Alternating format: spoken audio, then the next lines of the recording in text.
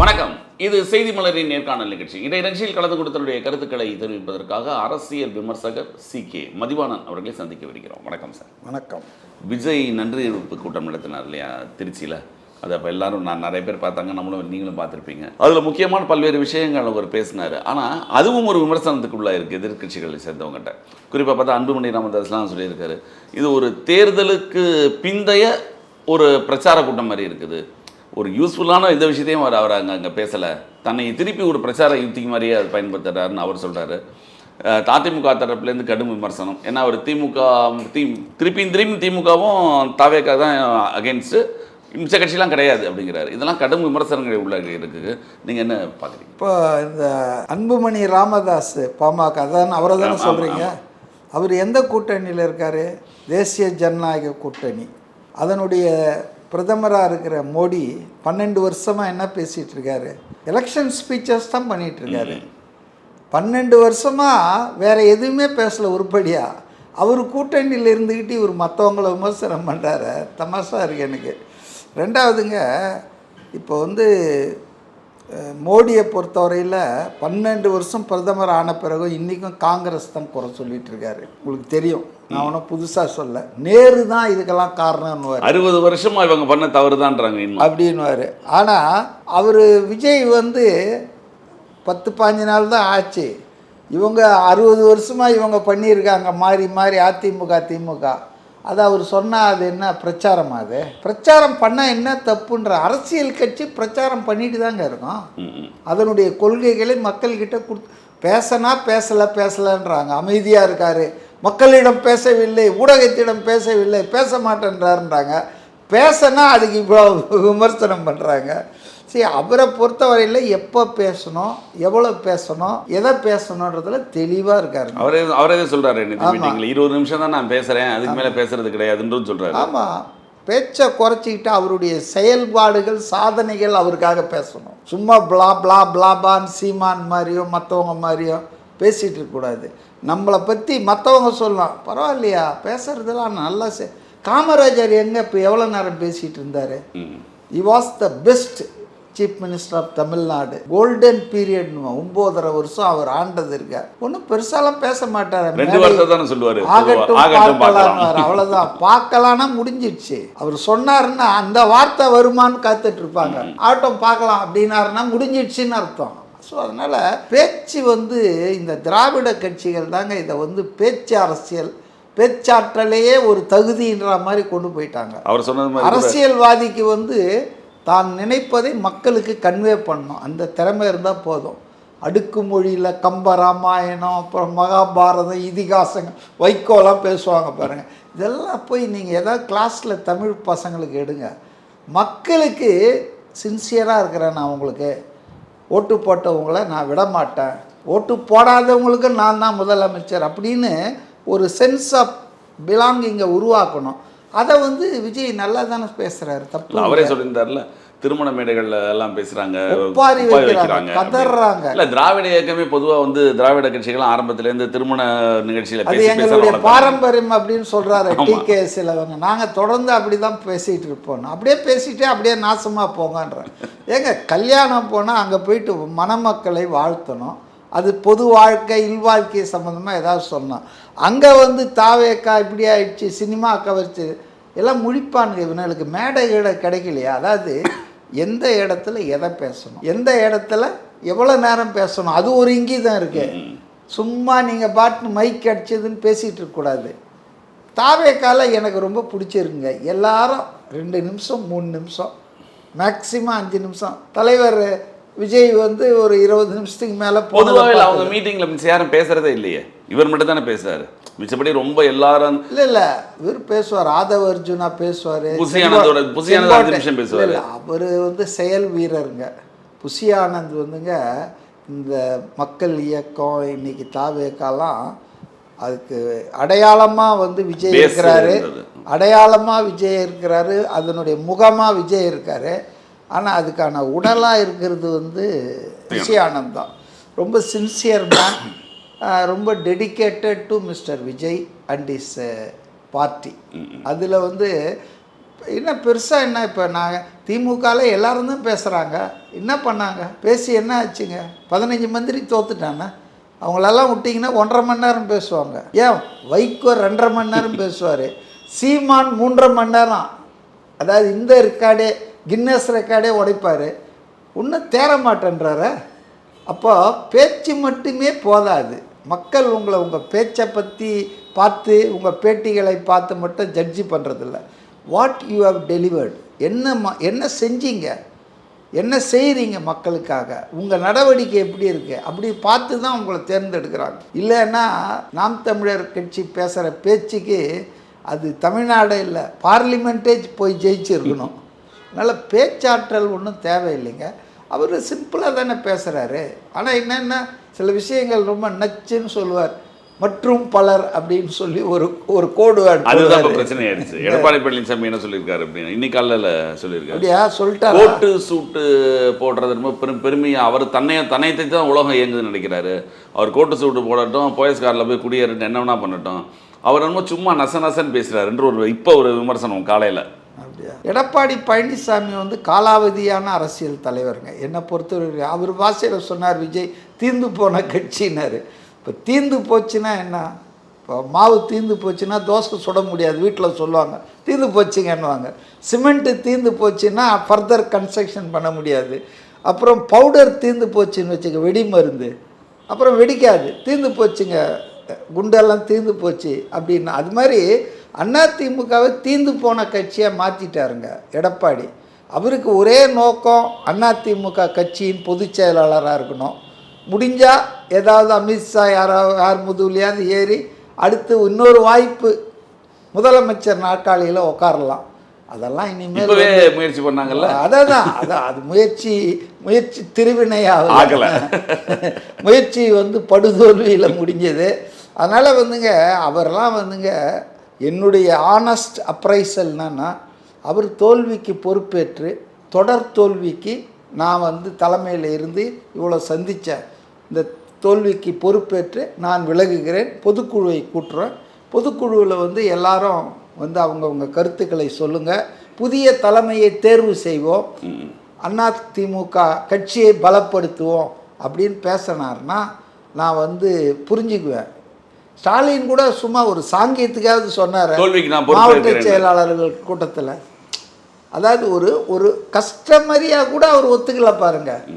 போன வாட்டி 66 எம்எல்ஏ இருந்தாங்க, அதே கூட்டணி தான், எக்ஸப்ட் 1 or 2 போனது தவிர. இன்னைக்கு பார்த்தீங்கன்னா 47 ஆகி போச்சு. 47 பெருமையாக சொல்கிறாரு. பெருமை, ஆமாம், அவருக்கு பெருமை. ஏங்க 48% ஓட்டை வாங்கின கட்சிங்க அதிமுக. எம்ஜிஆர் காலத்துலேயும் ஜெயலலிதா காலத்துலேயும் மோர் தென் 50% வாக்காளர்களின் ஆதரவை பெற்ற கட்சி. மோடியா லேடியான்னு சேலஞ்ச் பண்ணி பாராளுமன்ற தேர்தலில் ஒரு மாநில கட்சி அகில இந்திய கட்சியை தோக்கடிச்சிருச்சு. இது வரலாற்றில் இல்லாதது. அதிமுக படைத்திருக்கிற சாதனைகள் பாருங்க. எம்ஜிஆர் இறக்கும் வரையில் தொடர்ந்து அந்த கட்சி தானேங்க இருந்தது, 13 வருஷம் இல்லையா? கருணாநிதி என்னன்னோ போய் குட்டிக்காரனும் போட்டார். நான் என் இனிய நண்பர் சிகிச்சை முடிந்து வந்தவுடன் அவரிடம் ஒப்படைத்து விடுகிறேன், எனக்கு ஆட்சி பண்ண வாய்ப்பு கொடுங்கலாம் சொல்லி கெஞ்சினார. அப்போ கூட சொன்னாங்களே, இல்லை அவர் படுத்துட்டு இருந்தாலும் அவர் தான் நியூயார்க்கில் புருக்லின் ஹாஸ்பிட்டலில் ட்ரீட்மெண்ட்லேருந்து படுத்து கொண்டே ஜெயிச்சவருங்க எம்ஜிஆர். அதனால் ஜெயலலிதா அந்த கட்சியை வந்து இந்த அளவுக்கு இழிநிலை. ஒரு தொண்டர் பாவம் நேற்று மகேந்திரன், யாரோ மகேந்திரன் தான் நினைக்கிறேன், சூசைட் பண்ணியிருக்காரு. இதெல்லாம் வந்துங்க பாருங்க, எவ்வளோ அந்த கட்சியை நேசிச்சிருந்தா இந்த மாதிரி பிளவாகுது, இந்த மாதிரி தோத்துக்கிட்டே இருக்குதுன்னு போய் அப்போவாது இந்த ஆள் போய் 55 லட்சத்தையோ ஏதோ கொடுத்துட்டு தொடர்ந்து இவரே தான் இருப்பாருன்னு சொன்னால் குறைஞ்சபட்சம் இதெல்லாம் ஒரு சிம்டம் இல்லையா? இப்போ 47 எம்எல்ஏ வராங்க, அவர் வந்து ஒரு ஆளுமை இல்லாத அறவேக்காட்டு தலைவர் எடப்பாடின்றதுக்கு நான் உதாரணம் சொல்கிறேன். அவர் தீர்ந்து போன கட்சின்னு ஒரே வார்த்தையில் சொல்லிட்டு போயிட்டார். நான் வந்து இப்போ இது விளக்கமுறை சொல்கிறேன். இப்போ பழனிசாமிக்கு ஆட்சி பண்ணோன்னு பார்த்தாரு, ஆசை இருக்குது தாசில் பண்ண, ஆனால் அதிர்ஷ்டம் இருக்குது மாடு மேய்க்கன்ற மாதிரி அவர் அமித்ஷா மூலம் ரஜினிகாந்த் என்னென்னவோ யூஸ் பண்ணாங்க. அந்த பாஷ்யம் பில்டர் எல்லாம் வச்சு பண்ணாங்க. ஆனால் அபார்ஷன் ஆயிடுச்சு, குழந்தை பிறக்கல, அபார்ஷன் ஆயிடுச்சு. சரி, இப்போ 66 எம்எல்ஏ 47 குறைஞ்சி போச்சு. அது மட்டும் இல்லை, எதிர்கட்சி தலைவர் அந்தஸ்தும் போயிடுச்சு. பார்த்தீங்கல்ல, 15 வருஷமாக இருந்த அந்த வீட்டை காலி பண்ணிட்டு இப்போ அந்த ராயப்பேட்டை அந்த தெரு கட்சி ஆஃபீஸ் தெருக்கே வந்துட்டார். 15 வருஷமாக இருந்திருக்காரு அந்த வீட்டில். ஸோ ஒரு பெரிய செட்பேக் தான் அதிமுக கட்சியை பொறுத்தவரையில். அவர் இந்த செட்பேக்கை எப்படி இது பண்ணுறாரு, சந்திக்கிறாரு அப்படின்னு பார்த்தீங்கன்னா, இப்போ 47 பேர் வராங்க. அதில் ஒரு 25 பேர் பெரும்பான்மை அவங்க இல்லை விஜயை நம்ம ஆதரிப்போம் அப்படின்றாங்க. ஒரு 22 பேர் இவருடைய ஆதரவாளர்கள், இவருக்கு ஆதரவாக இருக்கிறவங்க இல்லை நம்ம எதிர்த்து முறியடிக்கணும் அப்படின்றாங்க. ஒரு விஷயத்துக்காக விளக்கமாக நான் சொல்கிறேன் இல்லை, ஜனங்களுக்கும் அது புரியணுன்றதுக்காக. இப்போ ஒரு ஒரு ஒரு 4 வருஷமாவது நீங்கள் சீஃப் மினிஸ்டரில் ஆக்சிடெண்ட்டாவது உக்காந்துட்டீங்க. மன்மோகன் சிங்கை தான் சொல்லுவாங்க, டாக்டர் ஆக்சிடென்டல் பிரைம் மினிஸ்டர்னுவாங்க. அதுபோல் இவர் எடப்பாடி ஆக்சிடென்டல் சீஃப் மினிஸ்டர் தாங்க. அவர் ஒன்றும் மக்களால் தேர்ந்தெடுக்கப்பட்டு கட்சி உறுப்பினர்களால் தேர்ந்தெடுக்கப்பட்டில்ல. ஒரு அமௌண்ட் வச்சுருந்தார், அதை கொடுத்தாரு, கூவத்தூரில் ட்ராமா பண்ணார், வந்துட்டார். இல்லை, மன்மோகன் சிங் கூட திருப்பி அவர் ஜெயிச்சார்ல. கரெக்ட், அந்த மாதிரி ஜெயிச்சாரு அவர் தலைமையிலேயே. 10 வருஷங்க, பெரிய விஷயம் இல்லை? 10 வருஷம் ஒரு சிவில் சர்வெண்ட்டாக இருந்து ஒரு நான் பொலிட்டிஷியனை சோனியா காந்தி பிக்கப் பண்ணாங்க. அப்போ சோனியா காந்தி எவ்வளோ பெரிய திறமையானவங்க பாருங்கள். She spotted the talent. So நம்ம விஷயத்துக்கு வருவோம். அப்போ பார்த்திங்கன்னா இந்த மாதிரி நம்ம குறைஞ்சிருக்கிறோம் எம்எல்ஏ, எதிர்கட்சி அந்தஸ்தும் போயிடுச்சு. 3வது இடத்துக்கு 100 தொகுதியில் தள்ளிட்டாங்க. இப்போ இதை ஒரு சீரியஸான மேட்ரு. இதில் கட்சியிலே 2வது இப்போ திரும்பி. அப்போ நாம் ஒரு நல்ல ஆளுமையாக இருந்தால் என்ன பண்ணுவோன்னா, இப்போ வாங்கப்பா உட்காந்து கூட்டம் போட்டு என்னப்பா உங்கள் பிரச்சனை, நம்மளுக்கே மக்கள் ரொம்ப இதாக நான் வெளியே காட்டிக்க வேணாப்பா, என்ன பண்ணலாம்? இல்லை 2 கோஷ்டி அவங்க லைனில் இருப்பாங்கல்ல, இல்லை நம்ம விஜய்க்கு ஆதரவு. இந்த கோஷ்டி ஏன் விஜய்க்கு ஆதரவு கொடுக்கணும்னு சொல்கிறது, அதுக்கு ஒரு லாஜிக் இருக்குது தான் நான் நினைக்கிறேன். இப்போ காசிக்கு போகிறோன்னு நினைப்பாங்க நிறைய பேர், போக முடியாது. அப்போ என்ன பண்ணுவாங்கன்னா, காசிக்கு போயிட்டு வர்றவங்கள போய் சேவிச்சுட்டு வருவாங்க. கேள்விப்பட்டிருக்கீங்களா? அது மாதிரி நாம் திமுகவை வீழ்த்தணும்னு போட்டி போட்டோம், களமாடணும், நம்மளால் வீழ்த்த முடியல. ஆனால் திடீர்னு ஒரு சின்ன பையன் புது கட்சி வீழ்த்திடுச்சு. அப்போ எனக்கு அந்த கட்சி மேலே அபிமானம் வருமா, ஒரு நட்பு வருமா, எதிர்ப்பு வருமா? இப்போ காசிக்கு போக முடியல, நான் வீழ்த்தணும்னு நினச்சவனே இன்னொருத்தன் வீழ்த்திட்டான்னா நான் அவனை நட்பு சக்தியாக தானே பார்க்கணும். இதுதான் இந்த கோஷ்டியுடைய argument. SP Velumani, CV Shanmugam. 2வது, என்ன ஆல்டர்னேட்டிவ்? நீங்கள் இப்போ சட்டசபையில் எதிர்த்து தீர்மானம் போடுறீங்க, நம்பிக்கை கோர்றவா இதில் போடுறீங்க, ரைட், நெட் ரிசல்ட் என்ன ஆக போகுது? ஆனானப்பட்ட அதிமுகவே நடுநிலை பண்ணாமல் ஓடிட்டான், வாக் அவுட் பண்ணி ஓடிட்டான். பாஜக உங்கள் கூட்டணியில் இருக்கிறான், அவன் நடுநிலைன்றான். தேசிய ஜனநாயக கூட்டணிக்கு நீங்கள் தான் தலைவர், நீங்கள் எதிர்த்து வாக்கு போடுறீங்க. ஆனால் அவன் கொட்டை உட்காந்துட்டு இருக்கிறான். பாஜக அவங்களால எம்எல்ஏ ஆனால திமுக வெளில போயிடுச்சு. அதாங்க நான் என்ன சொல்கிறேன்னா, எடப்பாடி என்ன பண்ணியிருக்கணும்னா, சரி 2 பேர் கருத்தையும் கேட்டு ஒன்று செய்வோம். 2 பேர் கருத்துலேயும் நியாயம் இருக்குது. நான் ஒரு தலைவர்ன முறையில் பொதுவாக சொல்கிறேன், பேசுகிறவங்க பேசுங்க, என்னென்ன கருத்து பேசணுமோ பேசலாம். பேசிட்டு, ஏன்னா ஒருத்தர் தான் பேச முடியும், உங்கள் எல்லார் கருத்தையும் நான் உள்வாங்கி நான் பேசிடுறேன். பேசிட்டு என்ன பண்ணுவோன்னா, நம்ம வாக் அவுட் பண்ணிட்டு வந்துடுவோம். இருந்தால் தானே ஓட்டு போடுறதா எதிர்க்கிறதாலாம் வரும். நம்ம வெளியே வந்துடுவோன்னா அந்த யூனிட்டியை மெயின்டைன் பண்ணிடலாம். குறைஞ்சபட்சம் வெளிப்பார்வைக்கு அந்த கட்சி ஒற்றுமையாக இருக்குதுன்னாவது காட்டியிருக்கலாம்.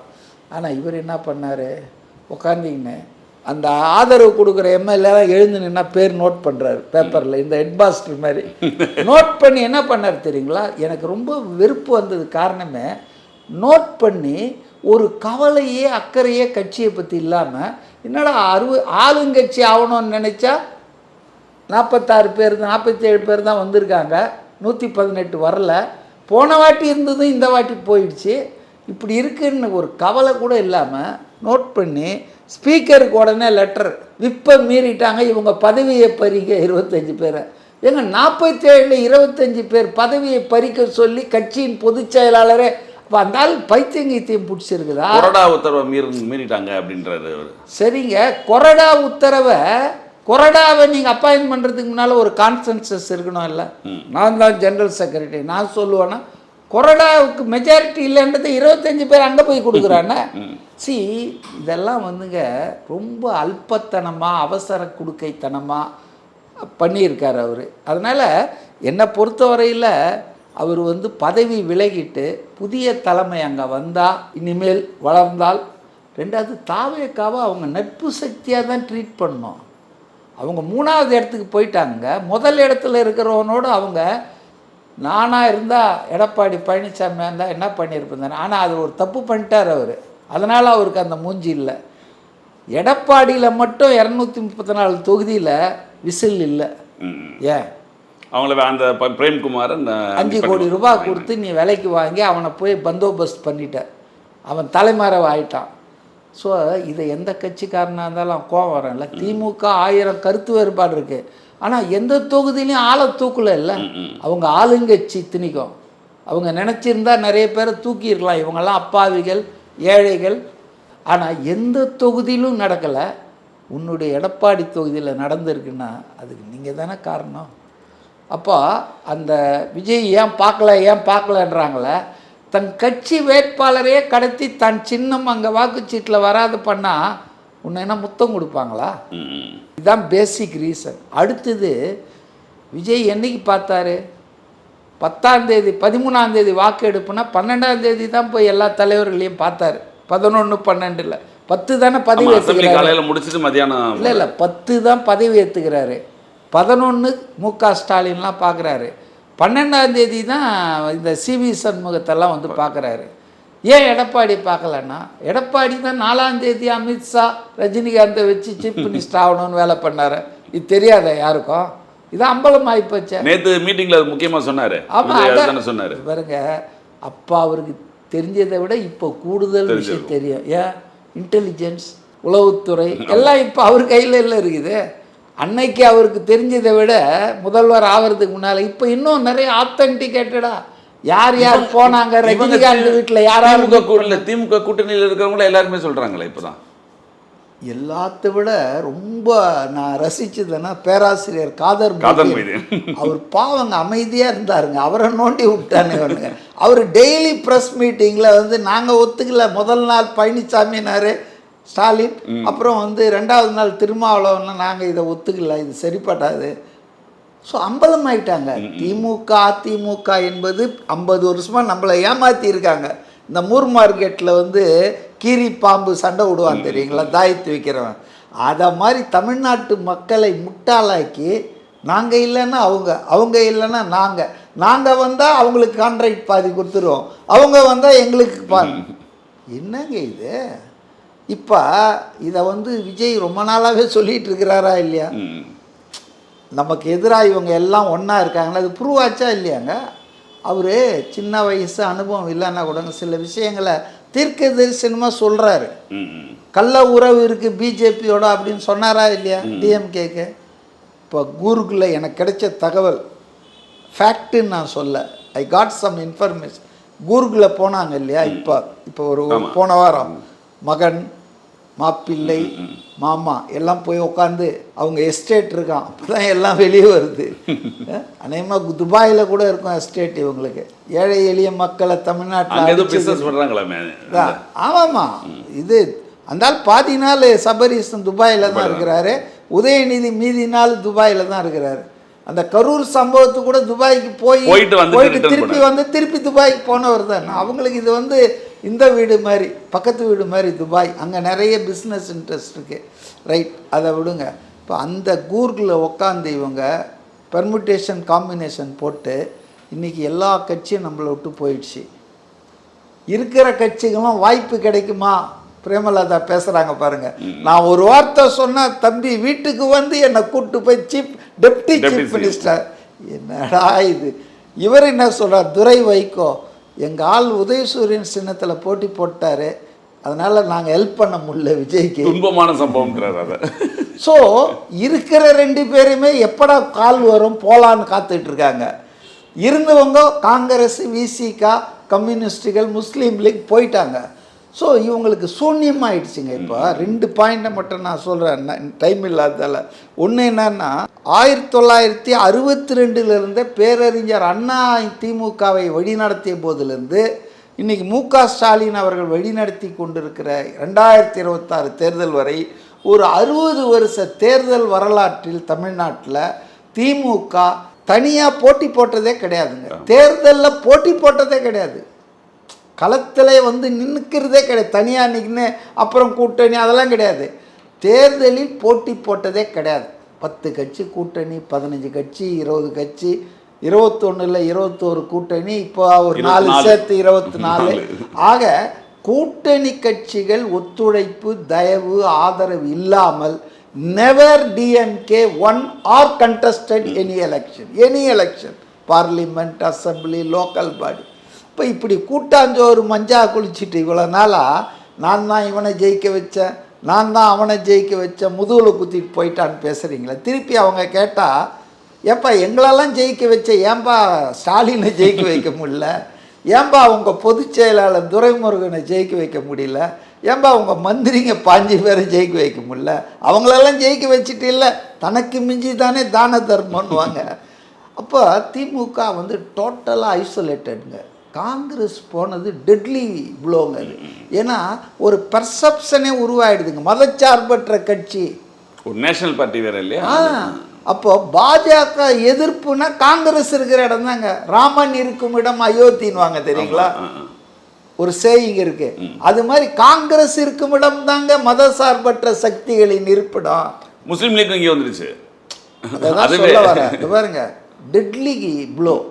காங்கிரஸ் போன ஒன்றுமே அதுக்கு 5%, 6%. ஆனால் அது 10% பர்செப்ஷனை கொண்டு போயிடுது.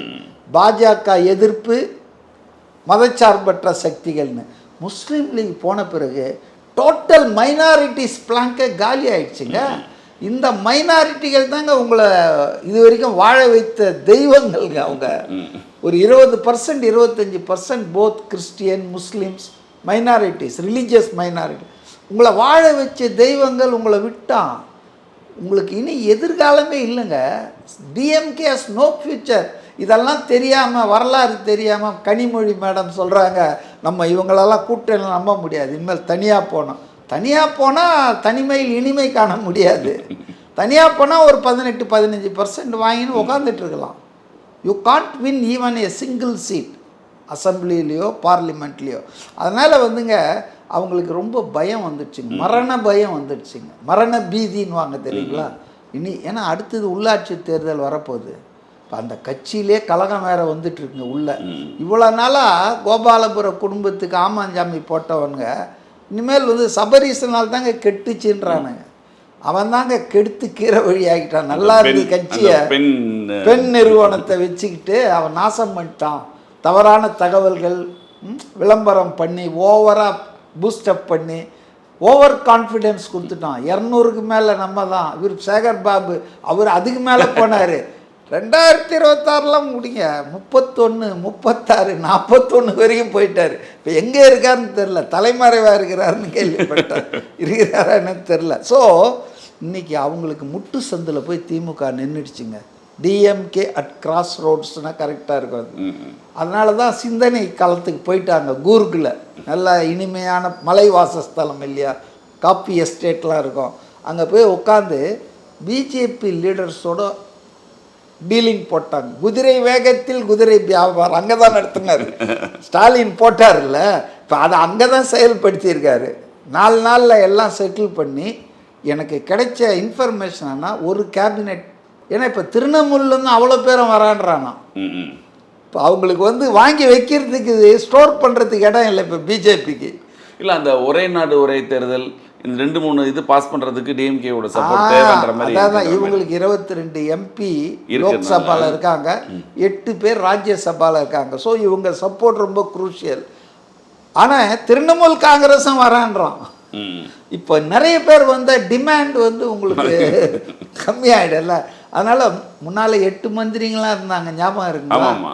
அதனால் இப்போ வந்து ஒரு கேபினெட்டு, ஒரு 3 துணை இணை கொடுத்தா போய் செலக்டிவாக டெலகாம், ஷிப்பிங், கரெக்டா அது டிஆர் பாலுக்கு நதிநீர் வாங்கி இருக்கலாமா, காவேரி பிரச்சனை தீர்த்து இருக்கலாமா, நதிநீர் வாங்கி ரயில்வே வாங்கி நிறைய விஷயங்கள் பண்ணியிருக்கலாமா. அதெல்லாம் தமிழ்நாட்டு நலன்லாம் இல்லைங்க, அவங்களுக்கு அந்த 2Gயில் ஊழல் பண்ணி கலைஞர் டிவியை உருவாக்குனதே அந்த 200 கோடியில் தாங்க.